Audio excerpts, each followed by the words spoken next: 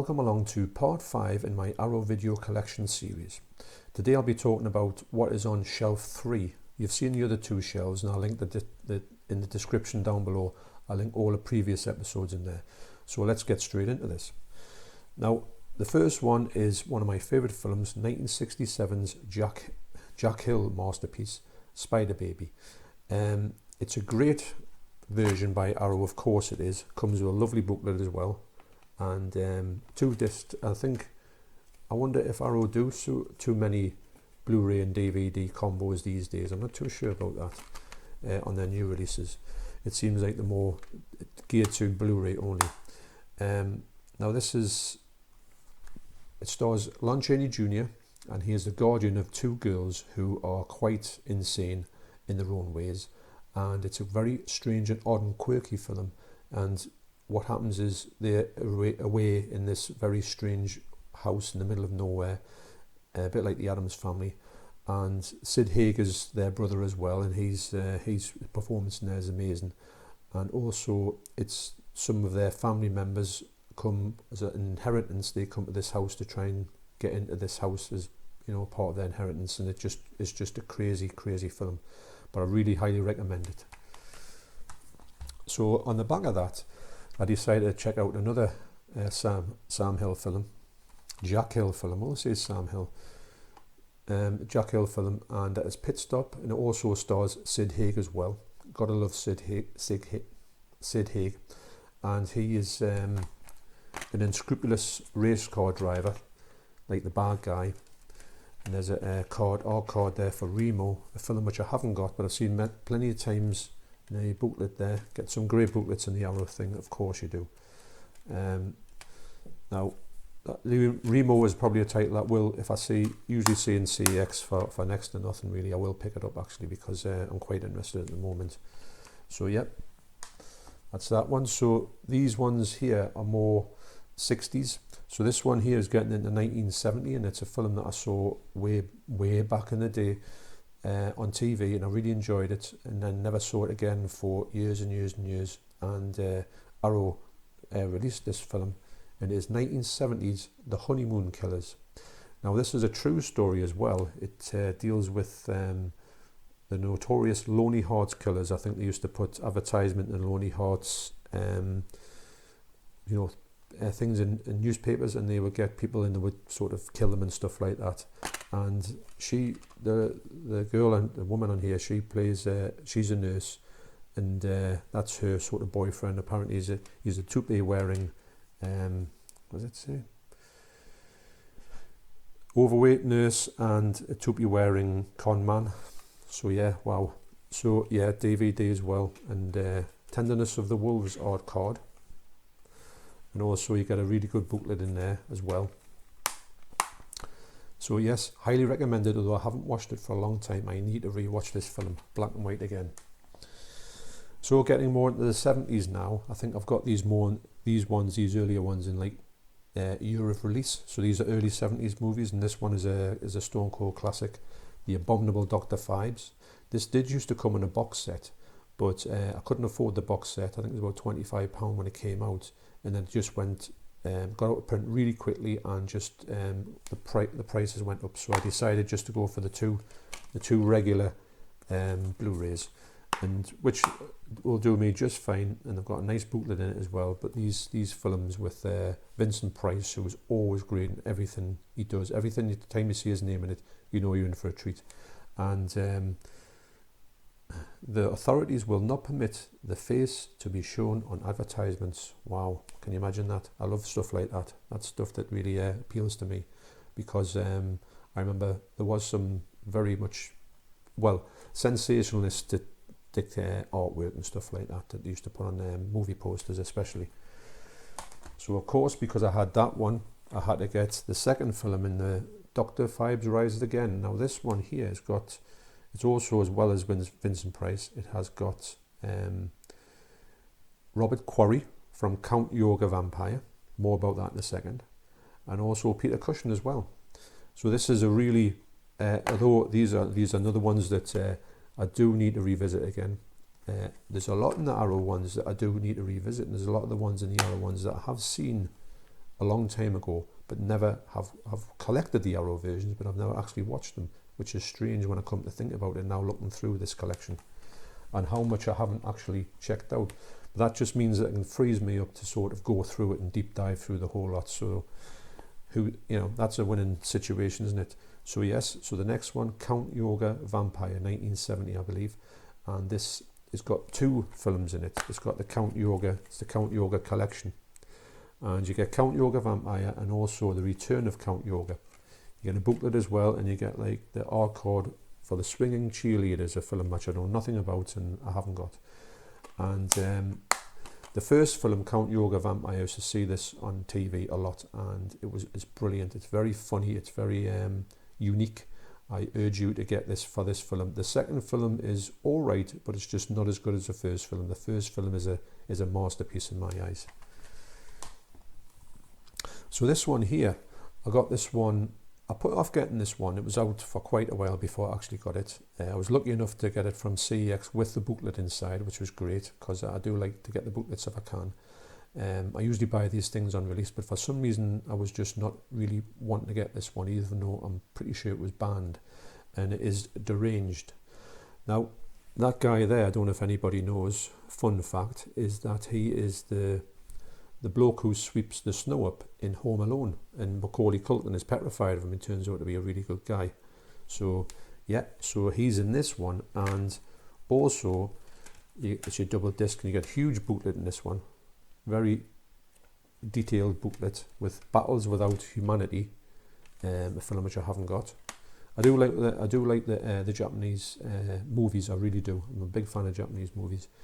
So yes, so Deranged, and it is quite a good film, and also the way that this character here, who's really like an Ed Gein character, he goes back to the cemetery after his mother dies, and takes her out of the grave and brings her back to the house and looks after her when she's dead.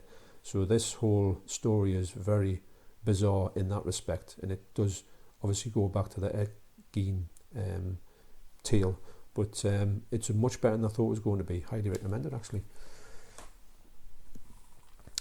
Now these two here are blaxploitation films. Now this one here is probably my favourite blaxploitation movie, Coffee, with probably the best the best representation of the powerful woman in blaxploitation, Pam Grier. She's amazing in everything I've seen, and she comes across like when she comes like, you think about, she's really like that. She probably isn't like that, but she plays a really good part. And this also features Sid Haig as well, and it's quite violent as well. It's also written by Sam Hill as well. Jack Hill, Sam Hill, wow. And this one, if you're interested in blaxploitation, I suggest you really start with this one, because this is probably the best one I've ever seen. It's really highly recommended. You get all the blaxploitation, nuances in one movie for me. Plus you get Sid Haig as well, playing a despicable character. And this one here is another Pam Grier film, although I haven't watched this film yet. Black Mama, White Mama. And I think it's probably, these characters have been, they're probably in a chain gang or women in prison sort of thing happening. Your art card is Dark Water, which I haven't got yet, but I'm dying to get. And you've got a really handsome booklet in there as well, packed with stuff. And it's on my big, huge to watch list. I think I'm now getting an Arrow to watch list as well. I think I will have to take some time out to take some Arrow, at least a couple of Arrows a month, so I can get into me, maybe get through all of these titles that I haven't visited yet, but I really do need to visit. Now this one here, I think we're going to about 1974 now, and I'm sure this was banned as well. This is Mark of the Devil. I think it was banned because it's a very film that's got a lot of torture scenes in it, and it's also got one of my favourite actors in here, Udo Kier, who I think is brilliant. And the fella there, I believe he is the vampire from Salem's Lot as well. He's got a very unique looking face as well, and I believe that he's a really despicable character in this movie. Now, I've watched half of this film, and I don't know why I stopped watching it, but I did, probably to go back to it. I forgot to go back to it, but now looking at it, I think, right, this may be the first one that I check out all the way through, because from what I remember, I did really enjoy it. Now this one here is probably one of my favourite ever movie cinema posters for a film. I remember seeing it when I was walking down the street in the street when I used to go back to my house, in the main street where the shops were. There was a shop that called DJ's Records, and it used to have this poster in the window back in 1975. And I remember I was transfixed by it, and I used to think to myself as a young kid, what on earth can be in this film? It must, by the way that this poster is, it must be the best film ever made, I had in my mind. Now, it is 1975's Rollerball. Now, this is the flip art cover, but for me, there's no comparison, even though the other cover's all right, there's no comparison between this and this needs to be the main cover for me. It's just everything about this film. Now, when I watched this film eventually, I wasn't as impressed by it as I thought. I thought there was going to be more violence in it and more like fast-paced. It has got quite a lot of storyline to it. And on rewatching it, I have understood why the story is the way it is, and I do appreciate it, and I do think it's a great film. It is coming out in 4K in Germany, so hopefully a 4K of this will appear, which I will definitely get. And I was lucky enough to snag the art card as well, probably from another release, and I stuck it in this one. And also it has a very handsome booklet as well, with lots and lots of really good artwork from different releases and different parts of art to do with it. It was very, very 70s, but for me, just that alone makes this film, even if the film was terrible, I think I would own this film just for the fact of that. Wow. And also I love the font as well, very 70s. The next one is so we're going through the years here. So this is 1977. As far as I know, I've got it through the years until a little bit, probably the next one will start a different section. Is The Incredible Madman, and there's a channel called Hooked on Horror, which I've talked about quite a few times, and he has done a really good behind the scenes of this movie as well, and he does like a review of it, a really good review. And also he does another review of another title coming up here. So I urge you to go to his channel, subscribe, and check out his reviews of these films that I'm going to talk about. So really, I urge you just to go there to see his review, and you'll hear all about it. But another one, great booklet, and a really good presentation. If I remember with this one, the print on this is beautiful. It's got a really good print, and it's very gory as well for the time, 1977. I don't know if it was banned, but I think it might have been talked about in the banned versions. But so this, now I'm going to get into the stuff that was banned and which I have released, which is great that I can release these banned versions of these films. It's now I'm going to say this is 1976, but I could be completely wrong with that. It might be 1974. It's The Witch Who Came Out of the Witch Who Came from the Sea.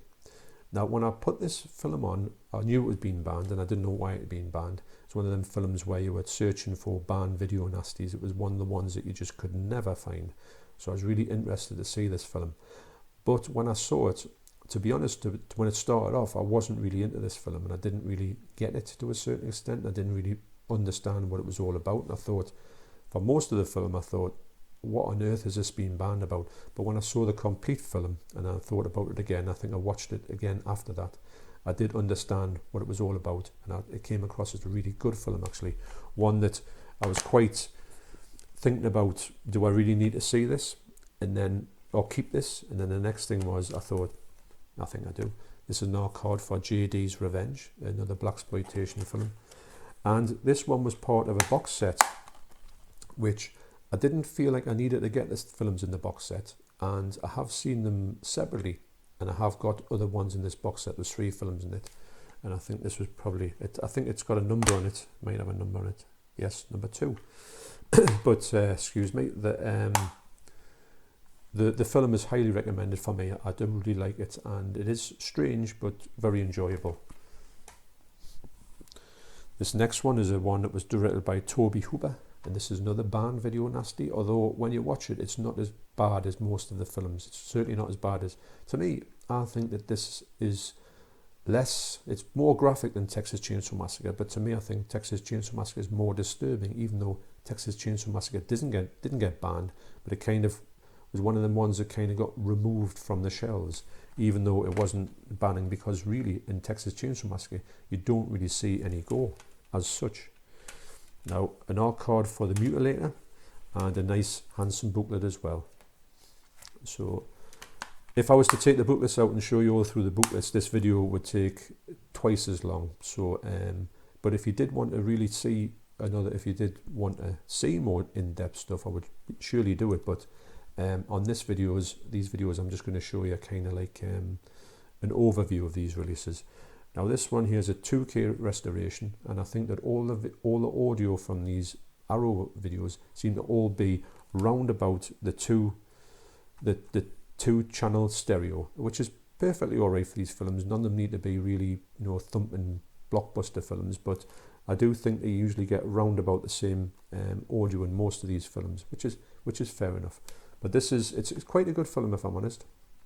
When I first saw this film, excuse me, it was in a really horrendous, 5th generation copy. You could hardly see any of it. Now, I hadn't watched it since them days, so when I put it back on, I was really impressed by the way that Tobe Hooper had done this film, because most of it was filmed on a stage, on a set, and not in the Everglades or where it was supposed to be. And the colours in it are just absolutely amazing. You've got a hint of Suspiria colours, which I never ever got on that first watch. So when I watched this again, it was like a revelation. So for that reason, it's not a gore fest, but it's a really interesting film. Plus, it's visually stunning, and it is the debut of Robert Englund as well, Freddy Krueger. Can you believe it? My Name's Buck. Yeah. So speaking of banned video nasties, now that one there was what I would consider one of the lesser video nasties, and this one, it's a funny one, because really it's the cover that was the one that probably got this film banned, and it was one of the most notorious covers in that period, and it is probably the quintessential banned video nasty. If you see a video nasty thing about it, this picture it'll be on, obviously. Now, it's a funny film because, yes, it has got gore in it, it is a bit bleak, and it is Abel Ferrara's, I think it's his directorial debut, but the film itself isn't what you think. You think it's just a bloke going out with a driller. You think it's like a sort of killer that's on the loose and all that, but it's not like that at all. I think it's more or less, there's a fella in his flat in New York, and there's a punk rock band downstairs playing this abysmal noise, and it drives him insane, so he goes out and kills people with a drill.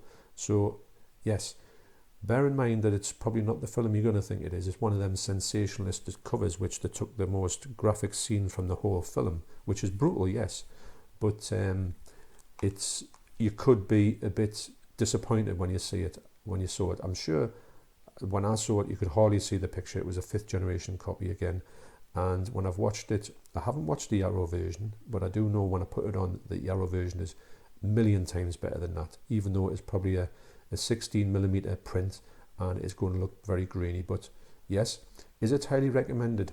I'm not too sure. It's up to yourselves. Now this one, some people don't like this, and for the obvious reasons. There's some really strange bits in this film. It is another banned video nasty. It's one of the ones that I never thought would come out and never thought would be uncut as well for the content inside it, and it is Island of Death.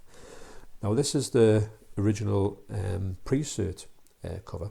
Now, I never saw this at all on release, but I heard all about it, and when I watched it, I did really like it, more for the fact that this couple in this film, who just go to this holiday, I think they go on a holiday in Greece, and they end up in Greece, and I think it is a Greek film as well, I believe, and they go on this sort of insane rampage through this holiday resort, and some of the things that happen in the film is unbelievable. Now that's our card for the Zero Boys there, which I've never seen, and I don't know if it's one of the ones that really appeals to us, but this film here is really shocking. It's very low budget, and it is quite good, a good looking print. Is it? Yes, it's a brand new 2K restoration, which most of these are actually, and I personally think it's highly recommended for the fact of just these two people who are just hedonistic thrill seekers, for the lengths that they go to in this film just to get pleasure. It's quite unreal actually on that scheme. A film that wouldn't really, I don't know if it could get made today, for the fact of the sort of, well, some of the content in here is, you know, pretty wow. If you've seen it, you'll know exactly what I mean. Now this film here is another one of my all-time favourites. It starts off really after the first minute or two with the action, and it just carries on for the whole film. Now it's not the greatest of films, but it's probably one of the most enjoyable films I've seen. And it is, well, it is City of the Living Dead, but it's also City of the Walking Dead actually. It's directed by Umberto Lenzi, but to me it is Nightmare City. Now Nightmare City for me is just a film that you've got to see. Now yes, there's your 2000 Maniacs art card, and also you do get a big booklet in here as well. Now as well, if you go over to the Hooked on Horror channel, you will see a review for them. I'm going to link them two reviews, the one for this one and also the one for The Incredible Mountain Man as well. Now this one here, it's, yes, the zombies are they zombies? Are they just people who have been got by radiation and stuff like that? Have they got a virus, which we all know about viruses at the minute? Has it got something? I don't know if anybody really knows what it is. Flesh-hungry, pizza-faced, radioactive ghouls. Fair enough. So a brand new 2K restoration. I think it's got two prints on here. It's got one that's a slightly better one, but it's got a little bit of grain damage on it. A bit of picture damage on it. And the other one's a slightly softer print, but it plays all the way through without this printed, these damaged scenes. Why they couldn't have spliced them two together, I don't know, but never mind.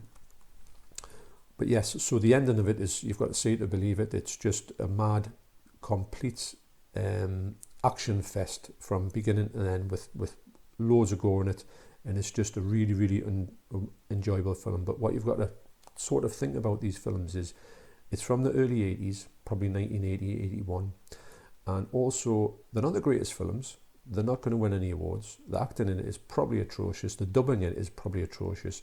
But there's just something about it. You've got to sometimes forgive these films for what they are, and just try and transport yourself to a different time in the 80s when these things were just starting to come out and they were acceptable to a certain way. And they've got, to me, there could be the biggest blockbuster in 1981. That could be whatever film that was. I would probably watch this 10 times more than the biggest blockbuster in 1981. For me, that's my personal opinion, that I love these sort of, I'm getting much more rewatchability out of stuff like this than I can out of mainstream blockbusters. So there's got to be something said for that. If you're a fan of these type of films, I urge you to get this one. You will not be disappointed.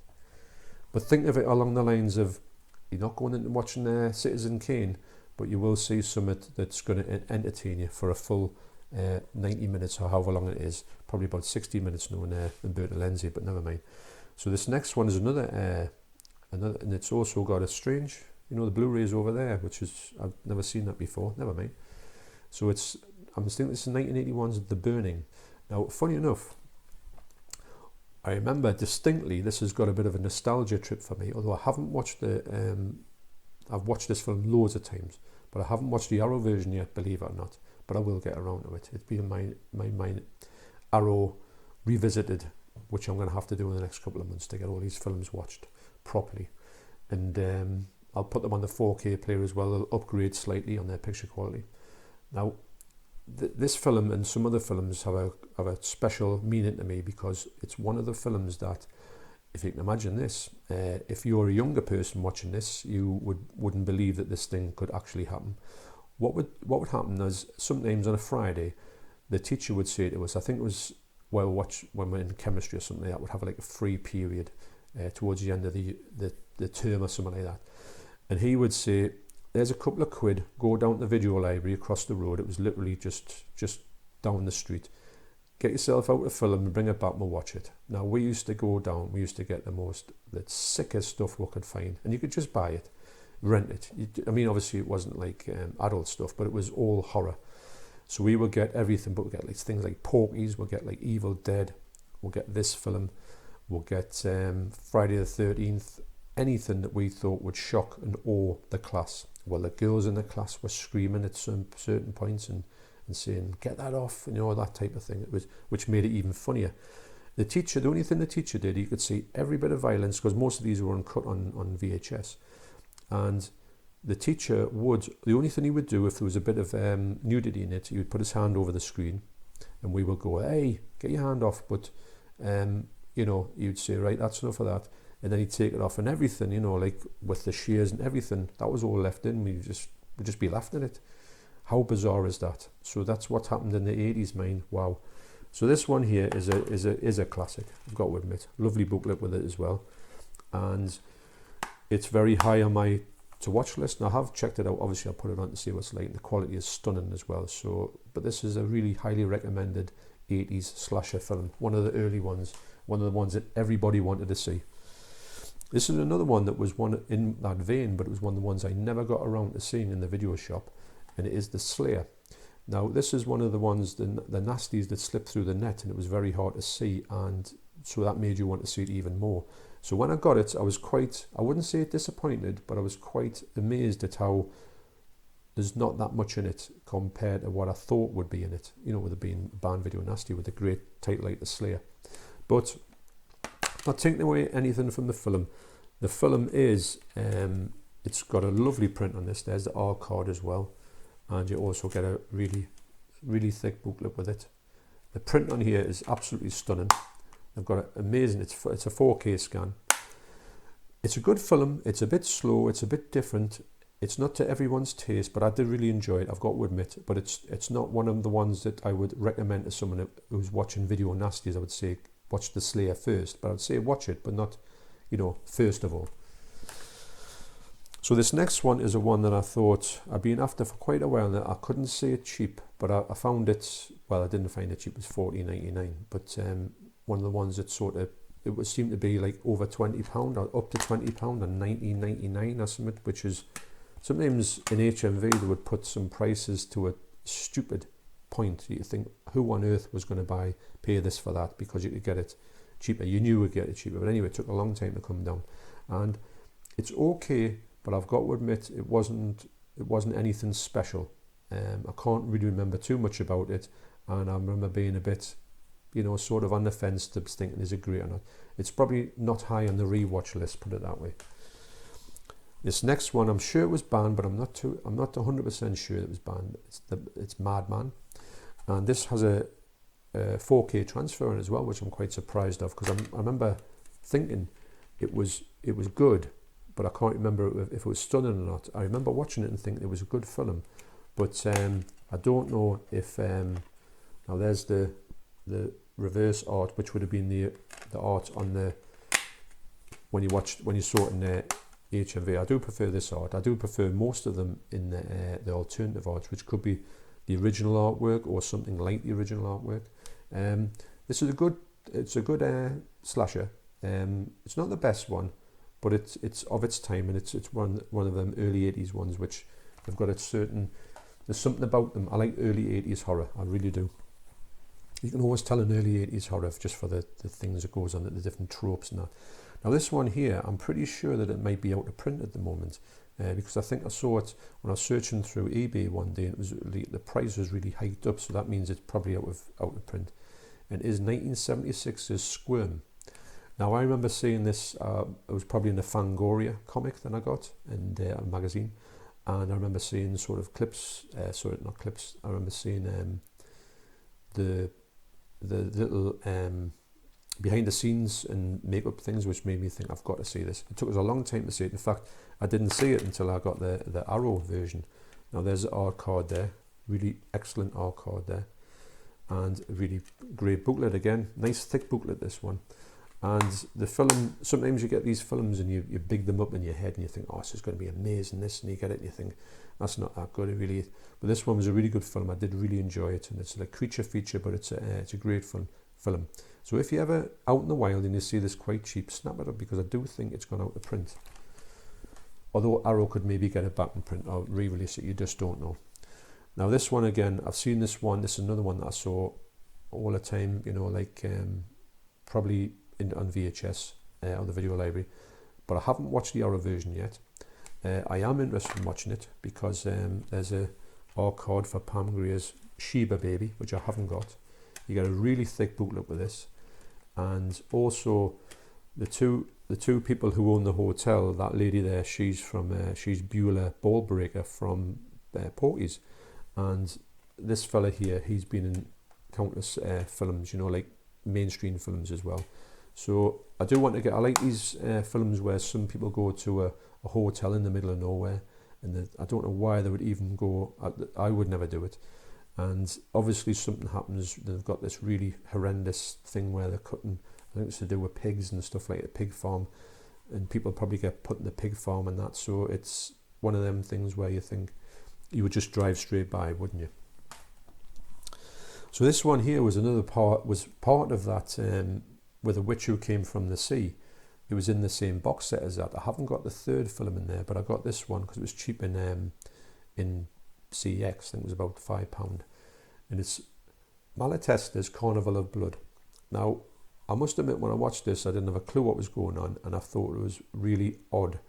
And the grisliest, freakiest show in town. It's virtually impossible to find until its revival on DVD in the early 2000s. This 1973 cult oddity from late director Christopher Spieth is a cinematic experience like no other. Well, that's kind of true, but is it a great film? No. Is it watchable? Not really. Is it something you would get? Because it's just, if you're into sort of weird and odd films, then yeah, give it a shot. But I don't know how anybody could really, really enjoy this. But I've kept it, but I don't know if I'll keep it forever. It's not really one that jumped out of us. It's probably a very short film as well. Now this one here is the Initiation, and I haven't watched this yet. I don't know anything about it. It's got an R-card there for Al Pacino's Cruising. It's also got in here, it's got a booklet which is celebrating 10 years of Arrow Video. It's quite a good booklet. If anybody's got it, I urge you to read through it. Well, obviously you would have read through it if you got it, and it tells you all the story, the history of Arrow right from 2010, I think it is. Now, funny enough, I forgot that this thing was even in here, so I do need to go back to this book and read it, because it might be good for other Arrow videos that I do, which might give us a bit more insight into something behind the releases of it. Now this is a brand new 2K restoration, and it's your typical fraternity where there's obviously initiation rites to all this. You've got to go through and you get into certain houses and all that, I would imagine. Haven't seen it, but it was one of the ones that I did want to watch because I did like the cover, and I do like them sort of dome movies, if that's a genre. Now this one here, the last one I'm going to show today on this episode, is one of my favourite films of all time. I had it on. I actually used to get out the video shop all the time. I did own a VHS, which unfortunately got some kind of mold inside, so I had to sell it. But I did sell it for quite a bit of money, considering, you know, that it was busted. It couldn't work, but I think the person got it for the cover, which was in great nick as well. And it's Microwave Massacre.